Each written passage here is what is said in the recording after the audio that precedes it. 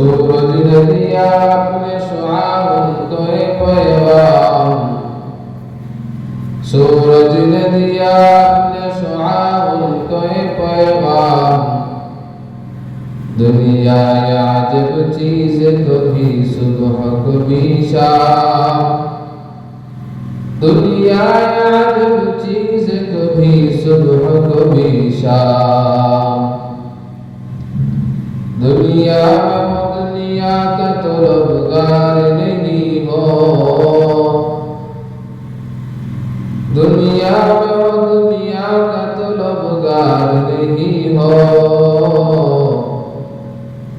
बाजार से गुजर खरीदार नहीं हो, बाजार से गुजर खरीदार नहीं हो। सुब्हानक ला इल्म लना इल्ला मा अल्लमतना इन्नका अंतल अलीमुल हकीम। कुतुबुहारी उद्যোগে আয়োজিত আজকে দশম বার্ষিকী দোয়া ও মাহফিলের আয়োজন করা হয়েছে। উক্ত দোয়া ও মাহফিলের সম্মানিত সভাপতি বুজুর্গ উলামায়ে কেরাম, মুসলমান দিনদার পরহেজগার মুসলমান ভাইয়েরা, পর্দার আড়াল থেকে শ্রবণরত শ্রদ্ধেয় মা ও বোনেরা, আমরা আল্লাহ পাক রব্বুল আলামিনের দরবারে সর্বপ্রথম শুকরিয়া আদায় করি যে মহান আল্লাহ পাক রব্বুল আলামিন আপনাকে আমাকে আজকের এই মুবারকময় জলসায় আসার এবং বসার তৌফিক দান করেছেন। এই জন্য আমরা কালিমাতুশ শুকর আদায় করি আলহামদুলিল্লাহ।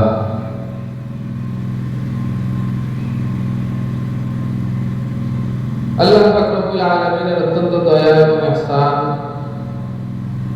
আল্লাহ পাক রব্বুল আলামিন আমাদেরকে সুস্থ রাখছেন, সুন্দর পরিবেশে রাখছেন, নিরাপদ পরিবেশে রাখছেন, বিধায় আমরা এই সুন্দর একটা আয়োজন করতে পারছি।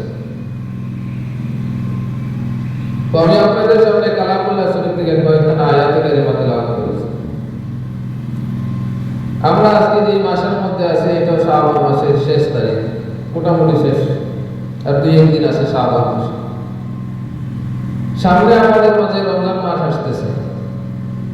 আল্লাহ রাসূল সাল্লাল্লাহু আলাইহি ওয়াসাল্লাম যখন রমজান মাস যখন শুরু হয় তখন আল্লাহ রাসূল সাল্লাল্লাহু আলাইহি ওয়াসাল্লাম সমস্ত সাহাবায়ে কেরামদেরকে বলতেছেন, হে আমার সাহাবীরা, তোমরা কি চাও তোমাদের হায়াত লম্বা হোক? সাহাবায়ে কেরাম আরজ করলেন, ইয়া রাসূলুল্লাহ, আমরা তো সকলেই চাই আমাদের হায়াত লম্বা হোক, বেশি বেশি ইবাদত বন্দেগী করি। তো আল্লাহ রাসূল সাল্লাল্লাহু আলাইহি ওয়াসাল্লাম বলতেছেন যে যদি তোমরা এটা চাও তাহলে তোমরা সব সময় এই দোয়া করবে, আল্লাহুম্মা বারিক লানা ফি রজব ওয়া শাবান ওয়া বাল্লিগনা রমাদান, আল্লাহুম্মা বারিক লানা ফি রজব ওয়া শাবান। হে আল্লাহ, তুমি আমাদেরকে রজব এবং শাবান মাস পর্যন্ত হায়াত দাও, ওয়া বাল্লিগনা রমাদান, রমজান মাসের বরকত আমাদেরকে দান করো। সাহাবায়ে কেরাম আল্লাহ রাসূল সাল্লাল্লাহু আলাইহি ওয়াসাল্লামকে আল্লাহ রাসূল সাল্লাল্লাহু আলাইহি ওয়াসাল্লাম সাহাবায়ে কেরামদেরকে দোয়া শেখায় দিলেন যে তোমরা এই 3 মাস সব সময় দোয়া করবে, তোমাদের হায়াত লম্বা হবে। কিভাবে লম্বা হবে? মুফাসসিরিনে কেরাম এই হাদিসের ব্যাখ্যা করে বলেন, যখন তোমরা রজব মাস যখন তোমাদের সামনে আসে, তোমরা রজব মাসে যখন দোয়া করবা, এটা শাবান মাস পর্যন্ত চলতে থাকে। যখন শাবান মাসের মধ্যে যখন এই দোয়া করবা, আগামী রজব মাসের জন্য এই দোয়াটা তোমাদের জন্য হয়। এরপরে যখন তোমরা রমজান মাসে যখন এই দোয়া করবা, পরবর্তী বছরে রমজান মাস, রজব, শাবান, রমজানের জন্য তোমাদের দোয়া কাজে লাগবে। এই জন্য আল্লাহ পাক রব্বুল আলামিন কুরআনুল কারীমের মধ্যে বলতেছেন, ইয়া আইয়ুহাল্লাযীনা আমানু কুতিবা আলাইকুমুস সিয়াম কামা কুতিবা আলাল লাযীনা মিন ক্বাবলিকুম লাআল্লাকুম তাত্তাকুন। আল্লাহ রাব্বুল আলামিন বলেন, ইয়া আইয়ুহাল্লাযীনা আমানু কুতিবা আলাইকুমুস সিয়াম, হে ইমানদারগণ, আমি তোমাদেরকে পূর্ণময় একটা রজনী দান করতেছি, তোমাদেরকে একটা বরকতওয়ালা মাস দান করতেছি। কামা কুতিবা আলাইকুমুস সিয়াম, ইয়া আইয়ুহাল্লাযীনা আমানু কুতিবা আলাইকুমুস সিয়াম কামা কুতিবা আলাল লাযীনা মিন ক্বাবলিকুম, যে রকম রমজান মাস আমি তোমাদের পূর্ববর্তী উম্মতদেরকে দিলাম,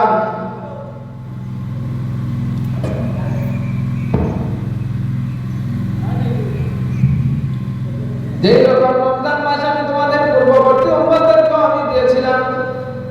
তোমরা ভয় করো না, তোমরা চিন্তা করো না, আমি আল্লাহ পাক রব্বুল আলামিন তোমাদের উপর শুধুমাত্র তোমাদের জন্য দেই নাই, আমি আল্লাহ পাক রব্বুল আলামিন আদম আলাইহিস সালাম থেকে নিয়ে শুরু কইরা তোমাদের জন্য নবী পর্যন্ত দিয়েছি।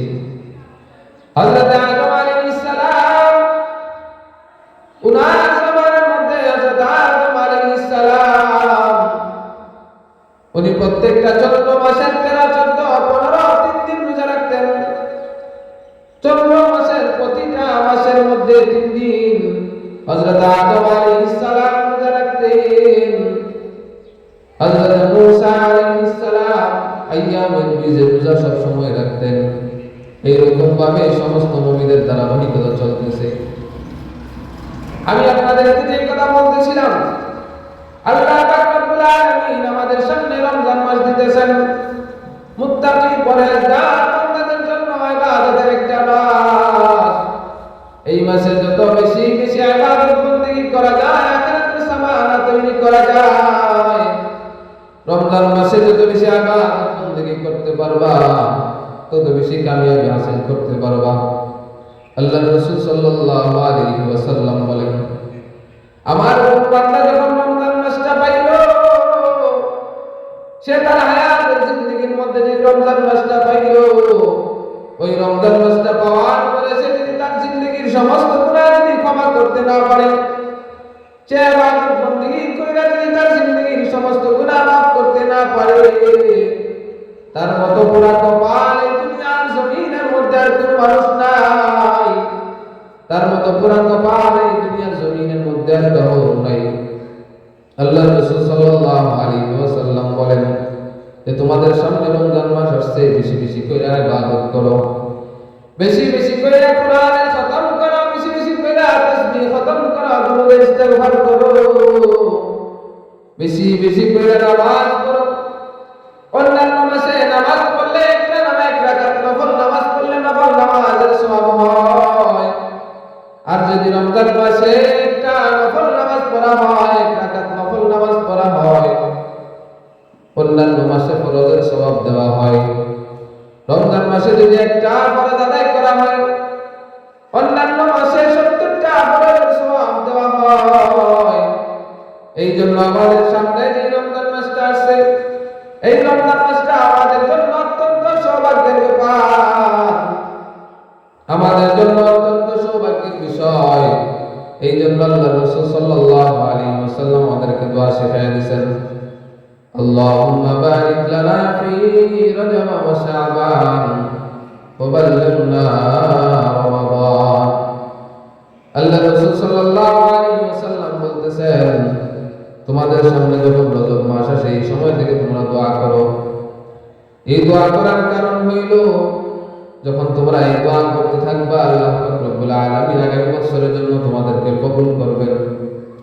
কবুল করার জন্য শর্ত হইল বেশি বেশি করে ইবাদত করতে হবে, তাসবিহ তাহলিল করতে হবে, কোরআন খতম করতে হবে, ওয়াজিফা খতম করতে হবে, ফরজ নামাজগুলো আদায় করতে হবে, হারাম থেকে বাইরে থাকতে হবে, হালাল নিয়ম অনুযায়ী চলাফেরা করতে হবে। এই জন্য সাহাবায়ে কেরামের জিন্দেগি এত সুন্দর ছিল, সাহাবায়ে কেরামের জিন্দেগি এত সুন্দর ছিল। হযরত ওমর ফারুক রাদিয়াল্লাহু তাআলা আনহু উনার জামানার মধ্যে এমন অবস্থা ছিল হযরত ওমর ফারুক রাদিয়াল্লাহু তাআলা আনহু যখন খলিফাতুল মুসলিমিন ছিলেন, উনার রাজ্যের মধ্যে এমন সুন্দর পরিবেশ ছিল, একটা বাঘ আরেকটা হরিণের উপর আক্রমণ করতে পারত না। চিন্তা করতো ওমর ফারুক ক্ষমতার মধ্যে আছে, ওমর ফারুক ইনসাফ কায়েম করছে, ইনসাফের দৃষ্টি চালু করছে। ওমর ফারুক ইনসাফ ভিত্তিক বিচার করে, ওমর ফারুক এত সুন্দর রাষ্ট্র পরিচালনা করে। একদিন হযরত ওমর ফারুক রাদিয়াল্লাহু তাআলা আনহু মক্কা গলিতে গলিতে ঘুরতেছেন, দেখতেছেন কোন মানুষ কোন বেদমগান্তির মধ্যে আছে কিনা, কোন মানুষ কি না খায় আছে, কোন মানুষ কি কোন কষ্টের মধ্যে আছে। ওমর ফারুক রাদিয়াল্লাহু তাআলা আনহুকে জিজ্ঞাসা করা হলো, ওগো খলিফাতুল মুসলিমিন ওমর ফারুক, আপনি কেন রাতের বেলায় রাতের আঁধারে কেন এইভাবে জঙ্গলে বেড়ায়? প্রত্যেকটা গ্রামে গ্রামে কেন আপনি এইভাবে ঘুরে বেড়ান?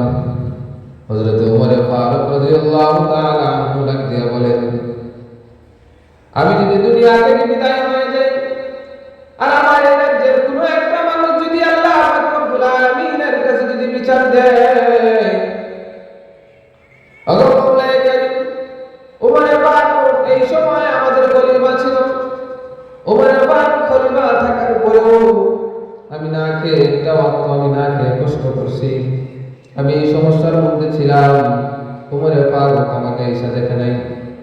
তখন আমি ওমর ফারুকের সারা জীবনের যে ইবাদত বন্দেগী আছে, কোনো ইবাদত বন্দেগী কাজে লাগবে না, কারণ আল্লাহ পাক রব্বুল আলামিন আমাকে এই জাহানের খলিফা বানাইছেন। খলিফা বানাইছেন এই জন্য, আমি মানুষের খেদমত করার জন্য বানাইছেন। এই জাহানের অর্থ জাহানের মানুষের খেদমত খাদেম হিসেবে আমাকে আল্লাহ পাক রব্বুল আলামিন নিযুক্ত করছেন। এখন যদি আমি আরামসে ঘুমাই, আমি যদি আরামসে দিন কাটাই, তাহলে চলবে না। আমাকে মানুষের খেদমত করতে হবে, মানুষের সুখে দুঃখে মানুষের পাশে থাকতে হবে। হযরত ওমর ফারুক রাদিয়াল্লাহু তাআলা আনহু মক্কার গলিগলিতে ঘুরতেছেন, মদিনার গলিগলিতে ঘুরতেছেন। হাঁটতে হাঁটতে একটা জঙ্গলের দিকে গেলেন, গিয়া তাকায় দেখেন একটা রাখাল অনেকগুলা ছাগল চড়াইতেছে। ওই রাখালটাকে পরীক্ষা করার জন্য হযরত ওমর ফারুক রাদিয়াল্লাহু তাআলা ওই রাখালটাকে ডাক দিয়ে বলতেছেন, রাখাল, আমি অনেক দূর থেকে সফর করে আসছি, তোমার পালের মধ্যে অনেকগুলা ছাগল আছে, তুমি একটা ছাগল থেকে আমাকে কিছু দুধ দহন কইরা দাও, আমার অনেক পিপাসা লাগছে। ওই ছাগল থেকে তুমি আমাকে কিছু দুধ দহন করে দাও, ওই দুধটা খেয়ে আমার পেটের খিদা নিবারণ করি, আমার পিপাসাটা নিবারণ করি, তুমি আমাকে কিছু দুধ দহন কইরা দাও। ওই রাখাল ওমর ফারুক রাদিয়াল্লাহু তাআলা আনহুর কথা শুনে বলতেছে, হে মুসাফির, আমি তোমাকে চিনি না, তুমি কোথায় থেকে আসছো, তোমার বাড়ি কোথায়? আমি রাখাল, আমাকে ছাগল রাখার জন্য বলা হয়েছে, আমাকে ছাগল রাখার জন্য নিযুক্ত করা হয়েছে, আমি শুধুমাত্র ছাগলের রাখাল, এই ছাগলের দুধ দেওয়ার মালিক আমি না, এই ছাগলের দুধ আমি দহন করতে পারবো না, তোমাকে দিতে পারবো না, কারণ আমাকে ছাগল রাখালি করার জন্য রাখা হয়েছে, দহন করার জন্য রাখা হয় নাই। এই ছাগলের মালিক আমি না, এই ছাগলের মালিক আমার দিন, সেই আমার ছাগলের মালিক, আমার মালিক আমাকে এই ছাগলের দুধ দহন কইরা কাউকে দেওয়ার জন্য ইজাজত দেয় নাই। আমি এই ছাগল থেকে দুধ দহন করতে পারবো না, আমি আপনাকে দিতে পারবো না। হযরত ওমর ফারুক রাদিয়াল্লাহু তাআলা আনহু বলেন, এই ছেলেটার ভিতরে অত্যন্ত তাকওয়া আছে, আমি আরেকটু পরীক্ষা করে দেখি। হযরত ওমর ফারুক রাদিয়াল্লাহু তাআলা আনহু ছেলেটাকে ডাক দিয়ে বলেন, বাবা রে শোনো, আমরা দুইজন এমন একটা জায়গার মধ্যে আছি, তুমি তোমার ছাগলের পাল থেকে যদি একটা ছাগল আমার কাছে বিক্রি কইরা দাও, তাইলে এমন কোন গ্রামের মানুষ নাই, কেউ জানবে কইরা, কেউ নাই দেখবে কইরা, তুমি আমার কাছে একটা ছাগল বিক্রি কইরা দাও, তোমাকে আমি অনেক টাকা পয়সা দিব, অনেক দিনার দিব। তুমি টাকা পেয়ে গেলা, আমি ছাগল পেয়ে গেলাম, ছাগলের দুধটা আমি দহন করলাম। ওই টাকা চিৎকার দিয়া বলতেছে, হে মুসাফির, তুমি আমাকে ছাগল বিক্রি করার কথা বলতেছো, কেউ দেখবে না, কেউ জানবে না। দুনিয়ার এমন কোন মানুষ নাই, কেউ জানবে না, দুনিয়ার এমন কেউ নাই, দেখবে না।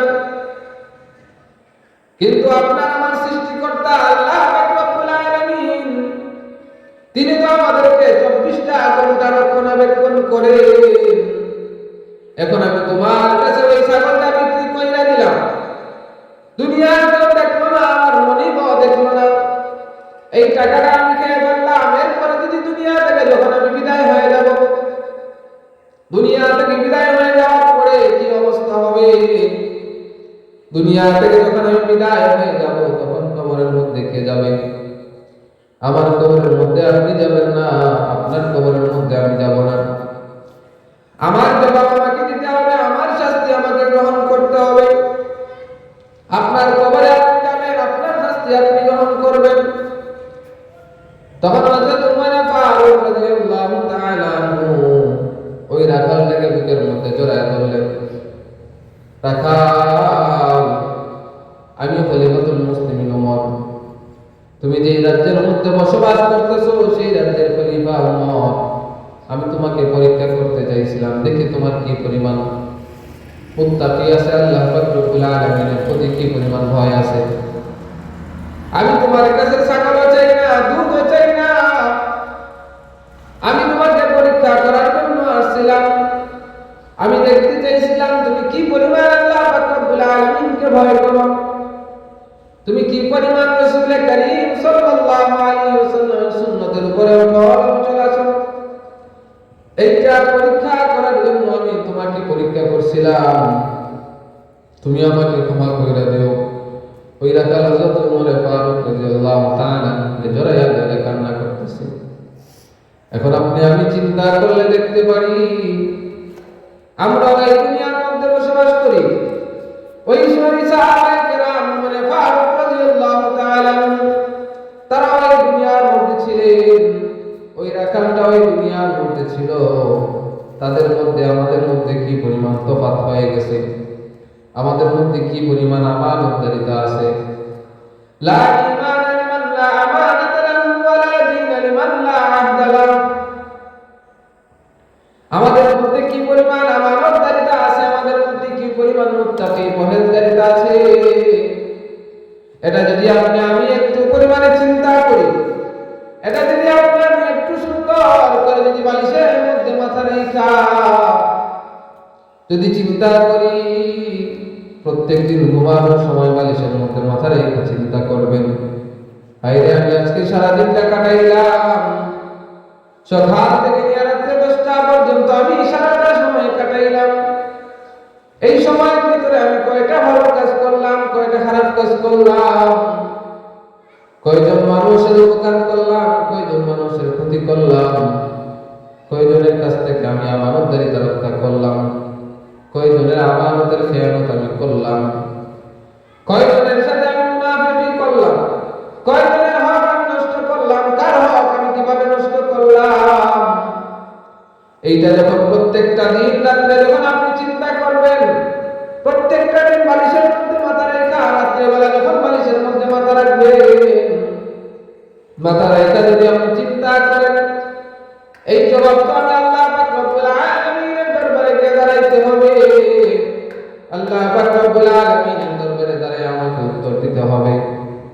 আল্লাহ পাক রব্বুল আলামিন যখন কিয়ামতের ময়দানে যখন কায়েম হবে, কিয়ামতের ময়দানে যখন আল্লাহ পাক রব্বুল আলামিন আপনাকে আমাকে হে আমানতের কিয়ামত করে বলে ডাক দিবেন, হে ঈমান করে ডাক দিবেন, হে মানুষ, তুমি ওই জিনিসটা রক্ষা করো নাই, তুমি অমুকের ক্ষতি করছো, অমুকের এই সম্পদটা নষ্ট করছো, অমুকের সাথে আমাদের খেয়ানত করছো, তুমি আর জবাব দাও, রসুল দাও।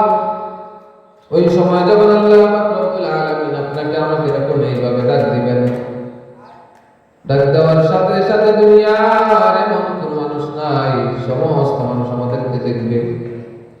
দুনিয়ার সমস্ত মানুষ ওই জায়গার মধ্যে একত্রিত থাকবে। তখন আপনার যে আত্মীয় স্বজন ছিল, আপনার যে কাছের মানুষগুলো ছিল, ওই মানুষগুলো আপনাকে ডাক দিয়ে বলবে, তুমি আমাদের সাথে বেঈমানি করছো, তোমাকে আমরা এই জিনিসটা বিশ্বাস করে তোমার কাছে রেখেছিলাম, তুমি এই আমানতের খেয়াল করছো, তুমি আমাদের সাথে চুগলখড়ি করছো। তোমার কাছে আমি একটা কথা রক্ষা করছিলাম, তোমার কাছে একটা কথা আমি আমানত রাখছিলাম, তুমি গোপনে ওই কথাটা আরেকজনের কাছে তুমি বইলা ফেলছো, তুমি তো কাজটা ঠিক করো নাই।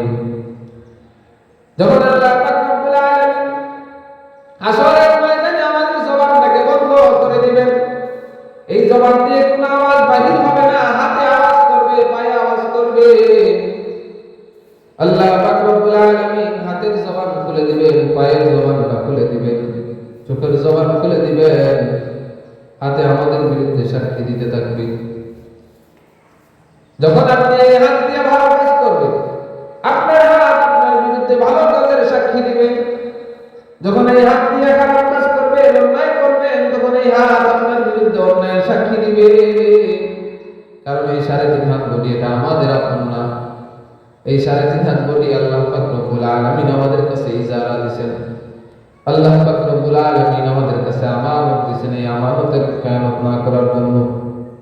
অথচ এই 3.5 হাত বডি নিয়ে আমরা কত কি করি, কত কি কাজ করি, এর কোনো হিসাব নাই। হিসাব ছাড়া আমরা কাজ করতেছি।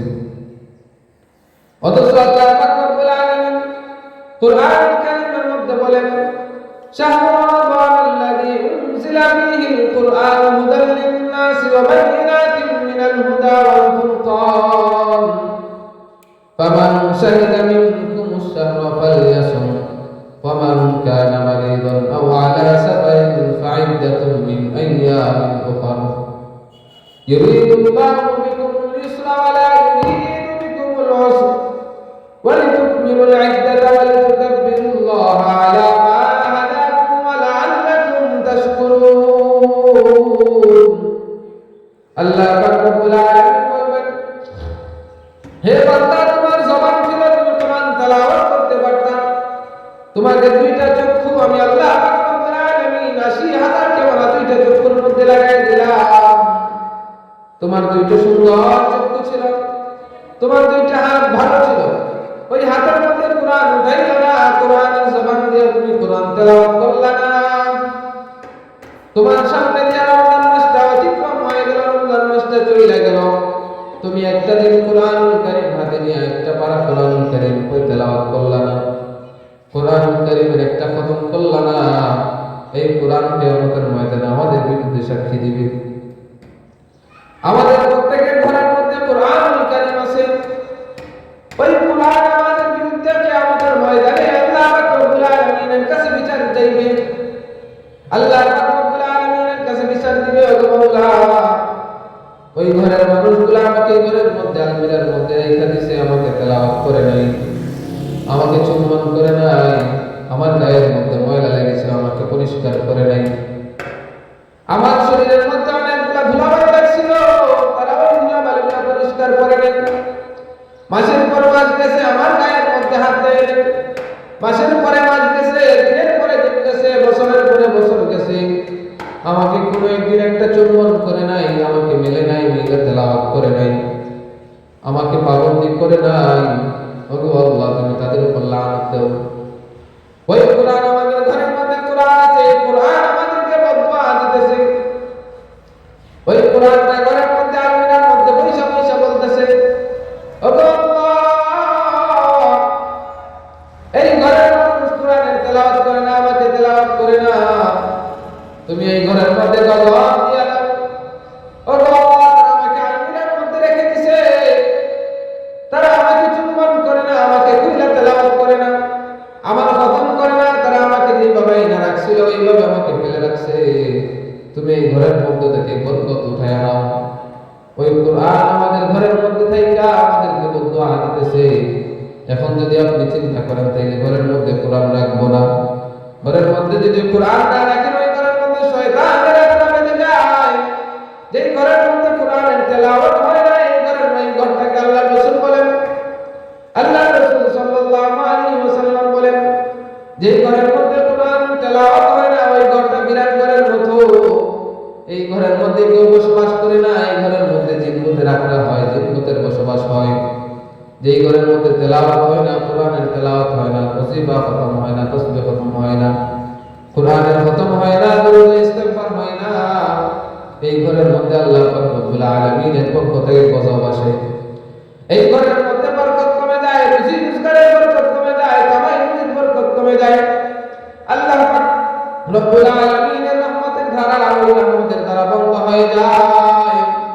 এই ঘরের মধ্যে যে রহমত নাযিল হইতো, যে সকিনা নাযিল হইতো, এটা বন্ধ হয়ে যায়। আল্লাহ পাক রব্বুল আলামিনের পক্ষ থেকে আযাব এবং গজব আসতে থাকে। তখন দেখা যায় ওই ঘরের প্রতি যা মানুষের শরীরের মধ্যে অসুস্থতা চলে আসে, রুজি রোজগারের মধ্যে বরকত নষ্ট হয়ে যায়, খাবারের মধ্যে রিজিকের মধ্যে বরকত নষ্ট হয়ে যায়। তখন ওই মানুষটা চিন্তা করে, এত পয়সা আমি রুজি করি, এত পয়সা আমি কামাই করি, এত পয়সা কামাই করার পরেও আমার টাকা পয়সার মধ্যে বরকত হয় না। এর কারণ কি? আপনার এই কারণ হলো, এক নম্বর কারণ হলো ঘরের মধ্যে নামাজের পাবন্দি হয় না। আপনি নামাজ পড়েন না, ঘরের মানুষকে নামাজ পড়েন না। অথচ আল্লাহ পাক রব্বুল আলামিন কোরআন কারীমের মধ্যে বলেন, ইয়া আইয়ুহাল্লাযীনা আমানু কু আনফুসাকুম ওয়া আহলিকুম নারা, তুমি আগুন থেকে বাঁচাও এবং তোমার পরিবার পরিজনকে আগুন থেকে বাঁচাও। অথচ আমরা নিজেও নামাজ পড়ি না, তোমার নিজে নামাজ পড়লেও পরিবারের মানুষকে নামাজের কথা বলি না। এই জন্য আল্লাহ রাসূল সাল্লাল্লাহু আলাইহি ওয়াসাল্লাম বলেন, আমাদের সামনে রমজান মাস আসছে, রমজান মাসের পাবন্দি করা। রমজান মাস আমাদের সামনে চলে আসছে, এই রমজানের পাবন্দি করা, রমজান মাসে বেশি বেশি ইবাদত বন্দেগী করা। আল্লাহ রাসূল সাল্লাল্লাহু আলাইহি ওয়াসাল্লাম বলেন, যে মানুষটা রমজান মাস পাইল, রমজান মাস পাইয়া তার জিন্দেগীর গুনাহ মাফ করতে পারলো না, তার মতো হতভাগা এই দুনিয়ার মধ্যে নাই। এই জন্য আমাদের সামনে রমজান মাস আসতেছে, এই রমজানে বেশি বেশি কোরআনের খতম করা, বেশি বেশি নামাজ পড়া, তাসবিহ তাহলিল করা। এই জন্য আমরা সব সময় বেশি করে নামাজ পড়া, তারাবির নামাজ, এই নামাজটা কষ্ট করে আদায় করা, ফরজ এই নামাজগুলো আছে ওইগুলো বেশি বেশি পাবন্দির সাথে আদায় করা। আল্লাহ পাক রব্বুল আলামিন আমাদেরকে যা কিছু বললাম এবং যা কিছু শুনলাম, আল্লাহ পাক রব্বুল আলামিন আমাদেরকে আমল করার তৌফিক দান করুন। সবাই বলে আমিন। ওয়া আখিরু দাওয়ানা আলহামদুলিল্লাহি রাব্বিল আলামিন। আসসালামু আলাইকুম।